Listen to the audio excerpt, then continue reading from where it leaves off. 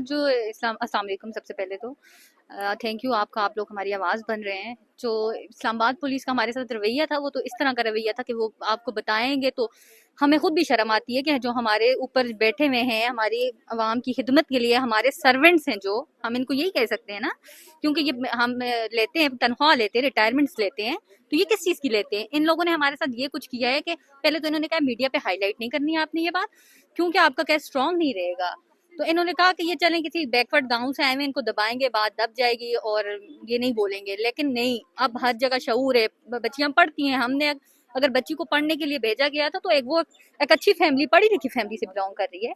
तो इन्होंने कहा कि मीडिया पे हाईलाइट नहीं करें, आपका केस जो है हम लोग करेंगे इंशाल्लाह। सीसीटीवी भी मौजूद है, फिंगरप्रिंट्स भी हैं, तो ये इंशाल्लाह आप देखना कि 10 दिनों में आपको हम वो कातिल आपके सामने होगा। 10 दिन गुजरे, 15 दिन गुजरे, महीना, दूसरा महीना होने वाला है।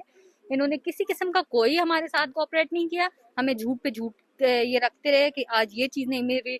फिर इन्होंने कहा कि जो सेफ सिटी इस्लामाबाद है उसके कैमरास ब्लर हैं, हमें वो नज़र नहीं आ रहा। करोड़ों रुपए, लाखों रुपए आपने किस चीज़ के लिए हैं सेफ सिटी के ऊपर, किस चीज़ के लगाए हैं कि कोई भी आएगा वो बारिश होगी तो वो किसी का भी कत्ल करके चला जाएगा। इस वजह से